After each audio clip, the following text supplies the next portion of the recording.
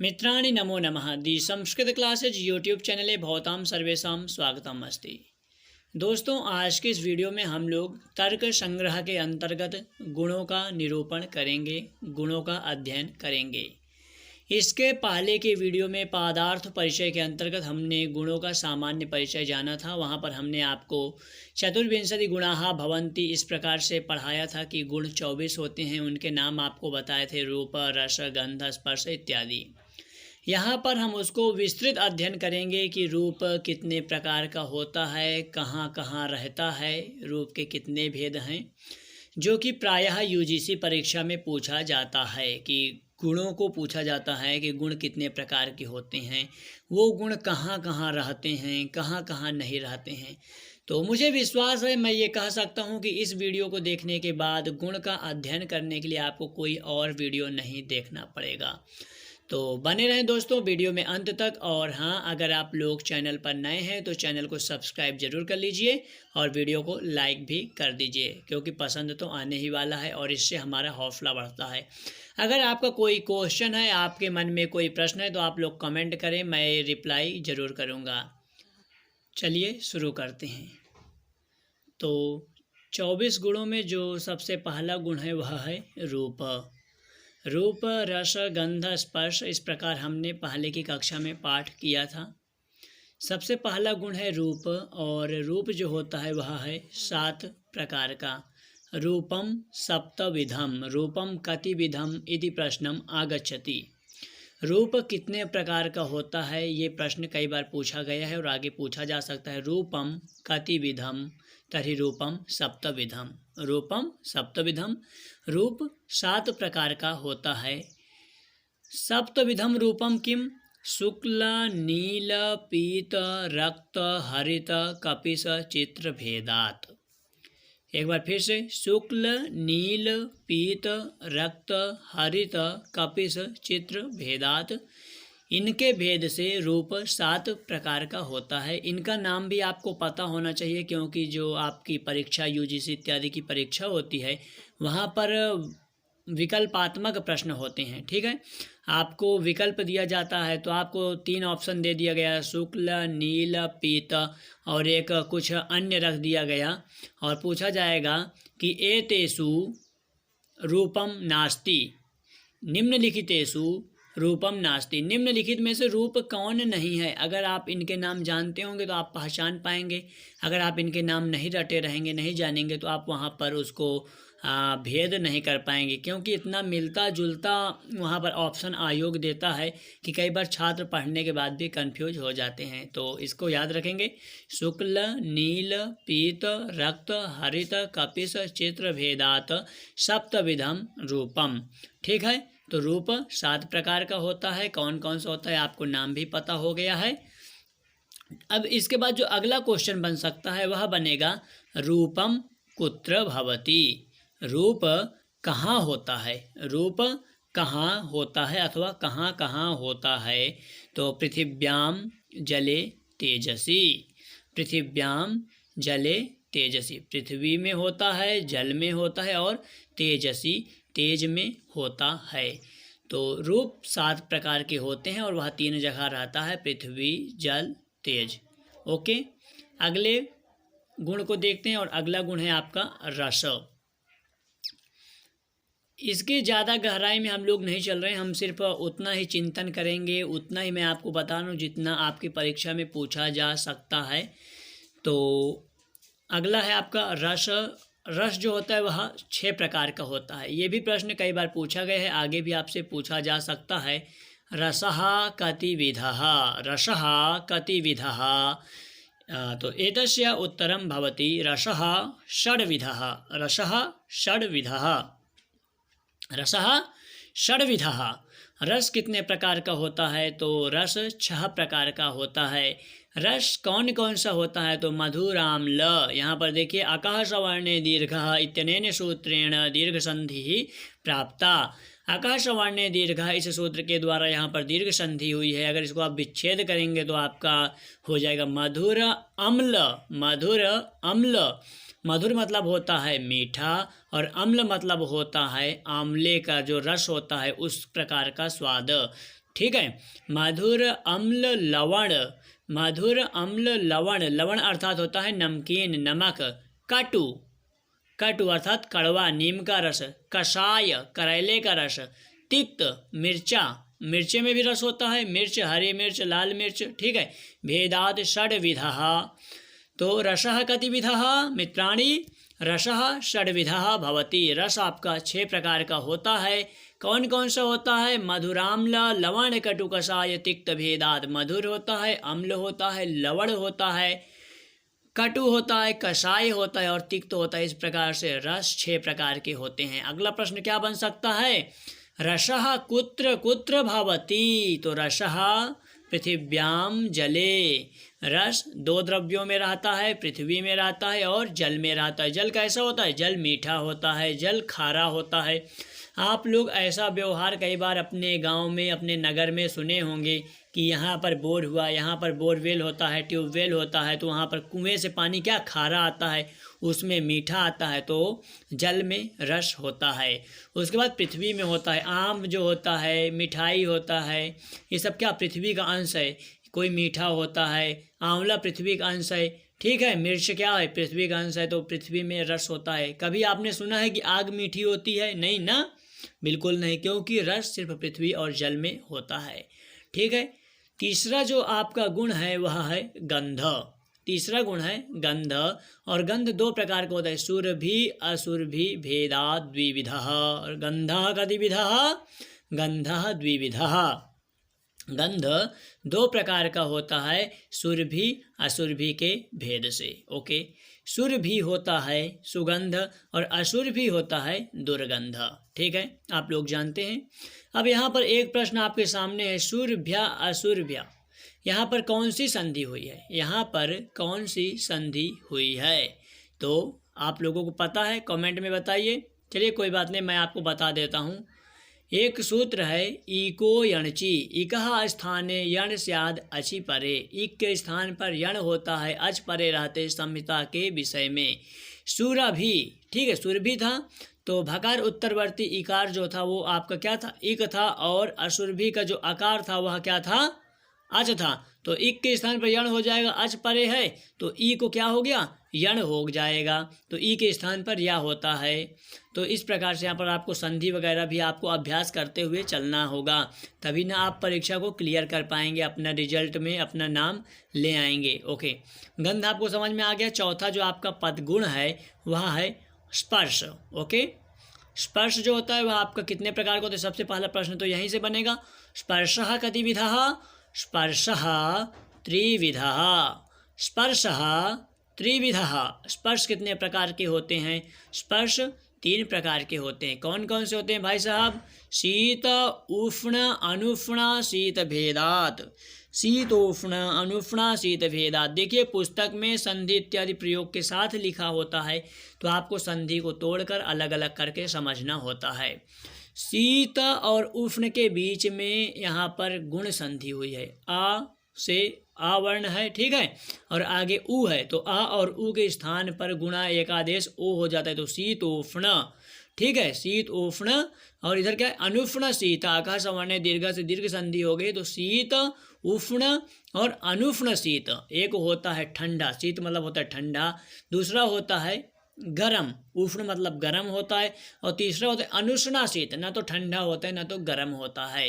तो स्पर्श आपके 3 प्रकार के होते हैं, एक शीत होता है, एक उष्ण होता है और एक अनुष्णा शीत होता है। अर्थात एक ठंडा होता है, एक गरम होता है, और तीसरा जो है ना ठंडा होता है ना ही गरम होता है। इसके बाद आपसे परीक्षा में क्या क्वेश्चन बन सकता है? क्वेश्चन बन सकता है कि स्पर्शः कुत्र कुत्र भवति, जो स्पर्श है वह कहाँ कहाँ होता है? स्पर्श कहाँ कहाँ होता है? स्पर्श पृथ्वी जल तेजसी और वायु। स्पर्श पृथ्वी में होता है, जल में होता है, तेज में होता है और वायु में होता है। यहाँ पर द्रव्यों की बात हो रही है, क्योंकि गुण हमेशा द्रव्य में रहते हैं। ओके, तो पृथ्वी, जल, तेज और वायु का स्पर्श होता है। कभी आपने सुना कि आकाश को मैंने छू लिया, काल को छुआ? आकाश, काल, दिग, दिशा को मैंने टच किया। आकाश, काल, दिग, आत्मा और मन का कभी स्पर्श नहीं होता है। गांव में लोग बोल देते तुमने तो मेरे मन को छू लिया, लेकिन ऐसा होता नहीं है। मन का स्पर्श नहीं होता है। स्पर्श सिर्फ 4 द्रव्यों का होता है। पृथ्वी का होता है, जल का होता है, तेज का होता है और वायु का होता है। ठीक है, मन का स्पर्श होता होगा आपके व्यवहार में, किंतु न्याय शास्त्र में नहीं होता है। परीक्षा में अगर मन आपको ऑप्शन देगा तो उसको टिक नहीं करेंगे। स्पर्शः कुत्र कुत्र भवति, स्पर्शः चतुर्षु द्रव्येषु भवति, कुत्र कुत्र? पृथिव्याम जले तेजसी वायौ, पृथ्वी, जल, तेज और वायु में स्पर्श होता है। वीडियो पसंद आ रहा है तो वीडियो को लाइक जरूर करें, और अगर अभी तक आपने चैनल को सब्सक्राइब नहीं किया है तो चैनल को सब्सक्राइब कीजिए। आगे बढ़ते हैं। संख्या, आपका जो अगला द्रव्य है, क्षम्यताम अगला गुण है वह है संख्या। संख्या कितने प्रकार की होती है? एकत्वादि परार्ध पर्यंता। संख्या कितनी होती है?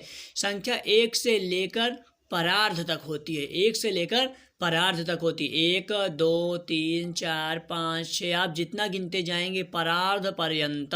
ठीक है, संख्या परार्ध पर्यंत होती है। और संख्या 9 द्रव्यों में रहती है। पृथ्वी में रहती है, बिल्कुल रहती है, पृथ्वी में रहती है, जल में रहती है, तेज में रहती है, वायु में रहती है, आकाश एक है अर्थात संख्या है, काल में है, दिग दिशा में है। दिशा कितने होते हैं? दिग न्याय शास्त्र में 1 होता है। ठीक है, दिग आत्मनि, आत्मा में होता है संख्या, और मन में भी संख्या क्षम्यताम संख्या अर्थात गिनती होती है। मन कितने हैं? मन अनंत हैं। जितने शरीर है उतने मन हैं, इसलिए मन में भी क्या होती है? संख्या होती है।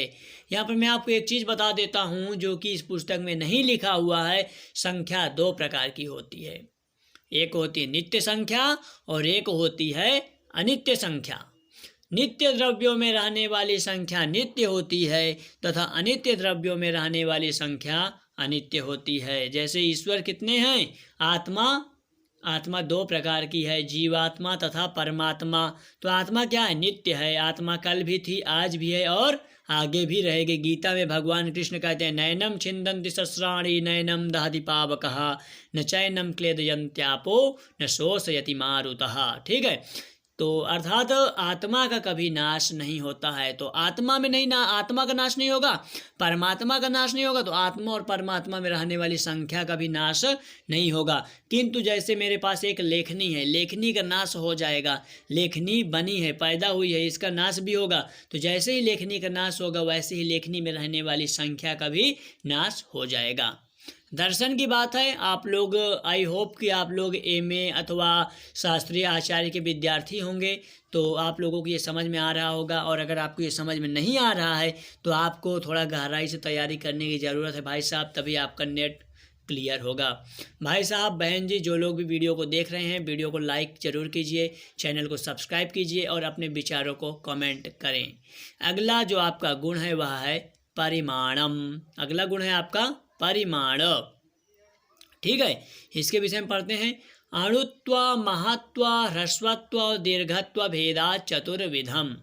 तो सबसे पहले तो यही प्रश्न बनेगा, परिमाणम कतिविधम? परिमाणम चतुर्विधम भवति। परिमाण जो है आपके 4 प्रकार के होते हैं और कहाँ कहाँ रहते हैं? तो नवद्रव्येषु वर्तते। जो परिमाण होता है वह 9 द्रव्यों में रहता है। इसके पहले हमने जो इसका पहले पार्ट हैं, पहले के पार्ट इस वीडियो के बन चुके हैं इस तर्क संग्रह के, तो उसमें हमने आपको बताया परिमाण क्या होता है। एक बार फिर से बता देते, परिमाण एक मापने का वस्तु होता है। ठीक है, परिमाण जो है वह मापने का वस्तु होता है। दर्शन की भाषा में अगर आप किसी चीज़ को तोड़ते तोड़ते तोड़ते तोड़ते जो सबसे छोटे अंश के पास पहुँचेंगे तो वो होगा अणु। अणु से छोटा क्या होगा? परमाणु। ठीक है, परमाणु, उसके नीचे आप नहीं जा सकते। और जब आप किसी को बड़ा करते करते जाएंगे, बड़ा करते करते उसको बड़ा करते हुए जाएंगे तो आप बहुत ऊपर चले जाएंगे तो आप पहुंचेंगे महातत्व। आप महातत्व कहाँ है? आकाश में। आकाश से बड़ा कुछ भी नहीं है। उसी प्रकार ह्रस्व होगा, उसी प्रकार दीर्घ होगा। तो ये एक मापने का वस्तु होता है जिसको दर्शन की भाषा में परिमाण बोलते हैं। हम लोग अगले पृष्ठ की तरफ चलते हैं और वीडियो लॉन्ग हो रहा है। आई होप कि आप लोग वीडियो को बीच में छोड़कर नहीं जाएंगे। अगर आप लोग तैयारी कर रहे हैं, आप लोग सीरियस हैं, आपके लिए मैं मेहनत करके वीडियो बना रहा हूँ। आप लोग भी वीडियो को पूरा जरूर देखें। पृथक्त्व, अगला गुण है आपका पृथक्त्व, और पृथक्त्व 9 द्रव्यों में रहता है। पृथक्त्व के विषय में सिर्फ आपसे इतने प्रश्न पूछा जाएगा, पृथक्त्वम कुत्र कुत्र भवति, तो 9 द्रव्येषु वर्तते। संयोगः, अगला गुण जो है आपका संयोगः, संयोगज कर्मज भेदेन द्विविधः। संयोग जो होता है, संयोगज और कर्मज के भेद से 2 प्रकार का होता है और यह 9 द्रव्यों में रहता है। उसी प्रकार जो विभाग है वह भी विभागज और कर्मज के भेद से 2 प्रकार का होता है। विभागज कर्मज भेदेन द्विविधः विभागः 9 द्रव्येषु वर्तते, 9 द्रव्यों में रहता है। आगे के गुण हैं आपके परत्व और अपरत्व। परत्व अपरत्व 2 प्रकार के होते हैं। द्विविधम परत्वम अपरत्वम दिक्कृत कालकृत भेदेन, एक दिक्कृत परत्व होता है और एक कालकृत परत्व होता है। उसी प्रकार दिक्कृत अपरत्व होता है और कालकृत अपरत्व होता है। परत्व अर्थात होता है बड़ा, अपरत्व अर्थात होता है छोटा। ये कहाँ कहाँ रहता है, तो परत्व और जो अपरत्व हैं ये आपके मूर्त द्रव्यों में रहते हैं। मूर्त द्रव्य हम आपने पहले आपको बताए थे, पृथ्वी, जल, तेज, वायु और मन को मूर्त द्रव्य कहा जाता है। ठीक है, तो परत्व अपरत्व मूर्त द्रव्येषु वर्तते, समझ में आ रहा है। जैसे कोई बड़ा होता है, जैसे मैं हूँ और मेरे भ्राता हैं, तो कहा जाएगा कि जो हमारे बड़े भ्राता हैं वो हमसे 2 साल क्या है, पर है, तो ये कालकृत पर हो गया। अब आप किसी स्थान विशेष में हैं, वहाँ से कोई स्थान है और कोई दूसरा स्थान है। मान लीजिए कि आप प्रयागराज में रहते हैं, तो आप बोलेंगे प्रयागराज को देखेंगे तो कहेंगे वाराणसी जो है प्रयागराज से अपर है कोलकाता की दृष्टि से। अगर आप कोलकाता और वाराणसी की तुलना करें तो कोलकाता ज़्यादा दूरी है प्रयागराज से, इसलिए वो पर हो जाएगा और वाराणसी अपर हो जाएगा। तो इस प्रकार से पर अपर का व्यवहार किया जाता है। इस सब में अपने आप को नहीं उलझना है, अपने आप को तो यूजीसी भैया क्लियर करना है, टीजीटी पीजीटी क्लियर करना है और उसके हिसाब से आपको प्रश्नों को समझना है। बस थोड़ा बहुत उदाहरण से आपको क्लियर करने की कोशिश करें ताकि आप भूलें नहीं। ठीक है, उसके बाद है आपका गुरुत्वम। पृथिव्याम जले च वर्तते पतन हेतु। गुरुत्व जो होता है पृथ्वी और जल में रहता है और ये पतन का कारण होता है। नेक्स्ट आपका जो गुण है वह है द्रवत्वम। सांसिद्धिक नैमित्तिक भेदेन, सांसिद्धिक द्रवत्व होता है और नैमित्तिक द्रवत्व होता है। सांसिद्धिक नैमित्तिक के भेद से द्रवत्व 2 प्रकार के होते हैं और ये पृथिव्याम जले तेजसी च वर्तते स्यंदन हेतु। द्रवत्व जो होता है वह बहने के प्रति कारण होता है। अगर नदी का जल बह रहा है, क्यों बह रहा है, क्योंकि उसमें द्रवत्व है। ओके, और यह सांसिद्धिक और नैमित्तिक के भेद से 2 प्रकार का होता है। सांसिद्धिक उसे कहते हैं जिसको ईश्वर ने बनाया है और नैमित्तिक उसे कहते हैं जिसको आम इंसान ने बनाया है। जैसे स्वर्ण को पिघलाकर आप उसको बहने योग्य बना देते हैं तो ये नैमित्तिक हो गया, जो किसी निमित्त से बनता है। और गंगा के जो जल है अथवा जल वाटर है, इसको किसी ने पतला नहीं बनाया है, किसी ने इसको बहने योग्य नहीं बनाया। किसने बनाया, ईश्वर ने बनाया। तो ये क्या है, सांसिद्धिक है। ओके, नेक्स्ट जो आपका गुण है वह है स्नेह। स्नेह जले वर्तते। स्नेह कहाँ रहता है, जल में रहता है। पिंडी भाव हेतु। अगर आप लोग आटा को सानते हैं तो उसको इकट्ठा करने के प्रति जो कारण होता है वह स्नेह होता है और वह जल में रहता है। शब्द ध्वन्यात्मक वर्णात्मक भेदेन द्विविधः। शब्दः द्विविधः, शब्द 2 प्रकार का होता है। एक होता है ध्वन्यात्मक शब्द और दूसरा होता है वर्णात्मक शब्द। शब्दः कुत्र भवति, शब्दः भवति आकाशे। शब्द आकाश में रहता है। शब्द 2 प्रकार का होता है, ध्वन्यात्मक और वर्णात्मक के भेद से। पुनः जो आपका शब्द होता है ध्वन्यात्मक और वर्णात्मक, वह 3 प्रकार का होता है। संयोगज, विभागज और शब्दज भेदेन पुनः त्रिविधः।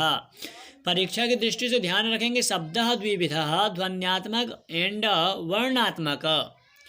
ध्वन्यात्मक उसे कहते हैं जैसे कोई ध्वनि हुई, आपने ताली बजाया, करतल ध्वनि हुई, तो शब्द तो वो भी है किंतु उसको किसी ने समझा, बिल्कुल नहीं समझा। लेकिन एक होते वर्णात्मक, जैसे मैं आपको बोल रहा हूँ, मैं आपको पढ़ा रहा हूँ, इसको आप लोग समझ रहे हैं, यहाँ पर मैं वर्णों को बोल रहा हूँ। ठीक है, तो शब्द जो है ध्वन्यात्मक और वर्णात्मक के भेद से 2 प्रकार के होते हैं।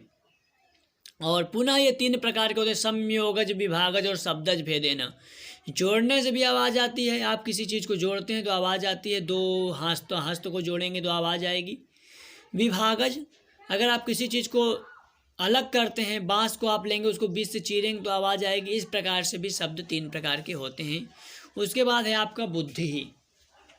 बुद्धि स्मृति अनुभव भेदेन द्विविधा भवति।